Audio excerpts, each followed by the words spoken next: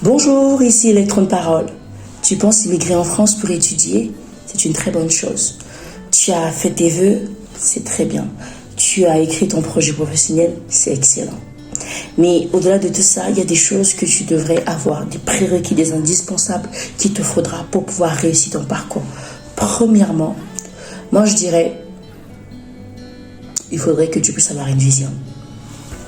Une vision de pourquoi tu viens étudier en France. Pourquoi la France? Tout le monde n'a pas le choix, je suis consciente, tout le monde n'a pas le choix de parcours, mais il faut que tu puisses écrire un plan d'action, des objectifs clairs et précis. Ça te permettra en fait de pouvoir te dépasser, surmonter le sentiment de solitude, tu seras confronté à ça, surmonter le complexe d'infériorité et même de supériorité, et puis pouvoir être extraverti. Il te faudra absolument avoir cette vision-là. Et ensuite, il te faudra pour préparer, travailler ton identité. Ton identité, qui tu es. En général, quand on est chez nous, dans nos différents pays, je parlerai de l'Afrique, on se présente par rapport à nos ethnies, par rapport aux familles.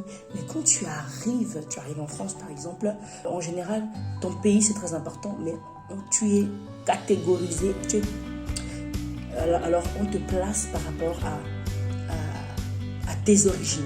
D'abord, il y a ce que j'ai remarqué, il y a les Français, il y a des Européens, il y a des étudiants du Maghreb, donc l'Afrique, les Africains qui viennent du Maghreb, et puis il y a les Africains, l'Afrique subsaharienne, donc les Noirs, comme on dit communément. Et donc, les mélanges ne sont pas souvent évidents. Et c'est vrai quand on arrive la première année, tout le monde dans le qu'est-ce que c'est, voilà, il y a pas mal de préjugés qui existent. D'autres parce qu'il y a des faits et d'autres parce que c'est juste des préjugés, comme on dit. Donc il faudrait vraiment que tu aies un mental fort pour pouvoir surmonter les sentiments de rejet auxquels tu seras confronté, parce que tu ne seras pas tout de suite accepté, il faudrait que tu fasses tes preuves. Et l'une des choses qui est respectée ici, c'est la performance, ta capacité à pouvoir produire des résultats. Alors, je ne demande pas de mettre la pression, mais dans tes objectifs, il faudrait que tu puisses prévoir, en fait, travailler et cartonner fort. C'est pour ça que quand tu écris ta vision, tu dois savoir qui tu es, d'accord, pour pouvoir surmonter ça. Et donc, l'une des choses qui te permettra aussi, c'est de pouvoir construire, bien choisir ton entourage. Parce que ton entourage t'influence, ça peut t'emmener à l'échec, ça peut te ralentir, ça peut t'accélérer. Et donc, dans ton entourage, tu dois choisir les personnes, moi je te conseillerais, qui ont les mêmes valeurs que toi ou qui ont des valeurs auxquelles tu aspires manifester. Des personnes qui travaillent, des personnes qui ont une vie de foi, parce que la foi est très très importante ici. En tout cas, et aussi choisir des personnes qui ont un but dans la vie en fait, qui veulent aller quelque part. Et donc, c'est pour ça que la vision, l'identité sont un bon couple pour toi, pour que tu puisses aller de l'avant et que tu puisses réussir. Et donc, une fois que tu as ta vision et que tu as ton identité qui est travaillée en tant qu'Africain, tu dois connaître tes valeurs, tu dois être fier de qui tu es, fier de ce que tu manges, fier de comment tu t'habilles, fier de tes cheveux, fier de ta couleur de peau. Et ça te permettra de mieux accepter les autres. Parce que quand tu ne t'acceptes pas, tu as du mal à accepter les autres ou bien tu descends tes standards simplement pour que les gens rentrent dans ta vie. Troisièmement, qui est très important, c'est de construire un parcours de réussite. Dans ton parcours de réussite, il y a l'aspect ressources humaines où tu dois préparer, rechercher, avoir une équipe de travail. Pour ma part, j'ai été seule pendant plusieurs années, en tout cas, et ça ne m'a pas servi du tout. Il faut que tu aies une équipe de travail et choisir une méthode de travail. Tu vois que dans l'identité, tu chercheras à connaître qui tu es, comment tu travailles.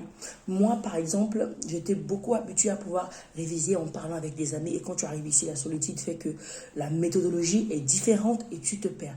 Donc, il faudrait que tu aies une équipe de travail, que tu puisses rechercher, même si vous êtes qu'à deux, mais il ne faut pas que tu sois seul. Ensuite, tu dois rechercher les corps. Pour ça, il te faudra un bon réseau d'interconnaissance. Donc, la solitude est absolument à proscrire. Et le fait de rechercher les cours, donc l'une des astuces, moi je conseille vraiment souvent aux étudiants qui arrivent ici de ne pas hésiter à venir plus tôt prévu dans la mesure du possible pour pouvoir participer aux journées d'accueil, aux journées d'intégration des étudiants internationaux. À ce moment-là, n'hésite pas à prendre des contacts et tout. Et puis, ça te permettra en fait de pouvoir plus tard demander de l'aide. Une des choses à faire aussi, une fois que tu es inscrite à la fac, il y a des groupes qui sont créés pour les années académiques. Donc, il faut tout de suite repérer qui est, comment est-ce qu'on appelle ça, le référent de votre classe, en tout cas le chef de classe comme on dit, il y a un autre nom mais j'ai oublié, qui est le référent de votre classe, donc le délégué, et te rapprocher de lui pour que tu sois intégré dans le groupe de la classe. Une fois que tu es dans le groupe de la classe, n'hésite pas à demander là-bas, ou à demander au délégué, ou soit à rechercher les anciens groupes de la même classe. Par exemple, si tu es arrivé en L3 droit, tu recherches L3 droit privé UPJV. Tu recherches les années antérieures, donc 2022, 2023 par exemple. Tu rentres dans le groupe, tu intègres et tu redemandes des personnes qui ont fait la même classe que toi. Tu te présentes, tu es poli, tu essaies de demander les cours parce que la prise de notes n'est pas du tout évidente. Donc, dans le fait de rechercher des cours, donc il y a ça. Et ensuite, le parcours de réussite, moi, je vois plusieurs points, deux grands points. Un premier point, c'est l'aspect ressources humaines dont je parlais, donc il y a la recherche des cours, mais il y a aussi la scolarité. La scolarité est, à l'université, en tout cas quand on est étudiant étranger, c'est vraiment une mine d'informations. Parce que quand tu arrives, la scolarité t'accueille, mais ça ne permet pas seulement de nous inscrire administrativement. La scolarité est un point de relais parce qu'il connaît pas mal d'associations, pas mal de ressources en fait qui vont te permettre de réussir. Donc quand tu arrives, tu te présentes à la scolarité, au-delà de l'inscription, tu poses le problème, tu as besoin en fait de connaître tous les dispositifs qui existent pour que tu puisses réussir ton année. Donc ici à Amiens par exemple, la scolarité va te mettre en relation avec la direction étudiants internationaux. Là-bas, ils ont un des dispositifs particuliers qui est le parrainage. Et le parrainage te permet de pouvoir avoir un parrain, une personne qui est là depuis au moins 2 ans, 3 ans. Ça peut être un étudiant international comme toi, ou ça peut être aussi un Français ou voilà, quelqu'un qui connaît bien la ville, qui va t'aider à maîtriser la ville, à connaître la ville, qui va t'aider dans les démarches administratives, qui pourra t'aider même dans ton parcours académique. Donc, tu utilises cette ressource-là. Et ensuite, il y a l'ENT. Il faut absolument que tu puisses rechercher à connaître et à comprendre comment est-ce que l'ENT fonctionne. Qu'est-ce que l'ENT? L'ENT, c'est une plateforme de liaison entre l'université, les enseignants et l'étudiant. Par exemple, connaître ton emploi du temps, tu trouveras là-bas. Tes résultats, tu trouveras là sur l'ENT. Tes rendez-vous de santé en tant qu'étudiant, tu trouveras sur l'ENT. Quoi d'autre encore? Tes cours, parce que les profs, parfois, ils postent des cours, ils postent des travaux dirigés sur l'ENT. Donc, il faudrait absolument que tu recherches à maîtriser l'ENT. Ça te permettra d'être autonome et d'avoir accès aux informations parce que tu as même accès à une bibliothèque en ligne via l'ENT pour faire tes travaux à la maison, tes devoirs et tout le reste. Donc, il y a cet aspect-là donc de la scolarité, l'ENT, la DUP. Et puis, un autre aspect qui est inspiré de mon parcours personnel, ce sont les aménagements. Il y a des dispositifs d'aménagement qui existent quand on arrive la première année et qu'on rencontre des difficultés par rapport aux méthodologies et tout, de pouvoir demander à ce que on puisse avoir un aménagement la première année. Même quand on se sent beaucoup stressé, angoissé ou anxieux, on a droit aux aménagements. Pour ça, il faut que tu te rapproches du SSU, donc Service de santé universitaire, qui va t'introduire dans un parcours d'accompagnement de santé, voir un psychologue, une infirmière, un psy, et aussi voir un médecin qui pourra te prescrire cela. Donc, je pourrais faire une vidéo spéciale par rapport à ça pour ceux qui en ont besoin. Donc, j'ai cité différents points, j'ai cité vision, j'ai cité le fait de pouvoir avoir une identité forte, le fait de bien choisir son entourage et de construire soi-même son parcours de réussite qui est très important.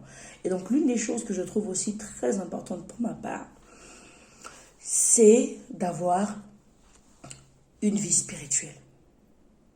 Moi, je suis chrétienne et donc, je peux le témoigner en toute honnêteté, si je n'avais pas ma vie de foi, je pense que les épreuves que j'ai traversées ici en France, tant au niveau académique que personnel, je n'allais pas pouvoir surmonter. Il y a beaucoup des étudiants étrangers qui tombent dans la dépression parce que tu es coupé de ta famille, tu es coupé du monde que tu connaissais.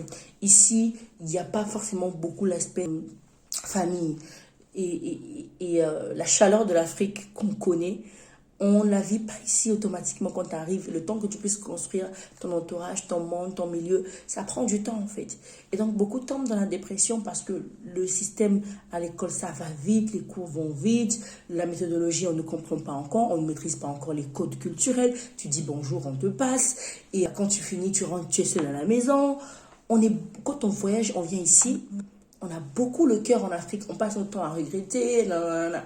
Mais ce n'est pas la bonne attitude à avoir en fait. Et donc, il faut cultiver sa vie de foi. Si tu n'étais pas sérieux avec ta vie de foi et que tu veux étudier en France, mon cher camarade, ma chère camarade, je te conseille, je te prie, I beg you, please, prends au sérieux ta vie spirituelle. Parce que tu ne pourras pas avoir une identité assise si spirituellement tu es léger. Tu ne pourras pas avoir un mental fort si spirituellement tu es léger. Même la force pour pouvoir réaliser ta vision, tu ne pourras pas en fait si spirituellement tu es léger. Voyez. Et donc, moi je souhaite à tous bonne chance. Je n'ai pas terminé cette vidéo. Il y a encore l'aspect administratif que je vais aborder prochainement. Donc là, je nous encourage simplement à pouvoir revoir notre plan d'action, en tout cas quand on vient en France, mettre pause si ça va vite, mettre pause, prendre des notes, regarder, faire des recherches sur des choses que j'ai dites, et même m'écrire en privé, me laisser un commentaire et tout, comme ça, voilà, je peux accompagner des personnes qui sont dans le besoin parce que c'est vraiment un fardeau pour moi de pouvoir faciliter la période d'intégration de nos chers compatriotes, voilà, en tant que panafricaniste que je suis. Donc, je vous souhaite à tous, en tout cas, une très, très bonne rentrée, bonne préparation de voyage, de bonnes connexions. J'aborderai l'aspect administratif, le social, trouver le logement. Le reste, je le ferai dans une prochaine vidéo. Donc, peace, Otep, paix sur vous.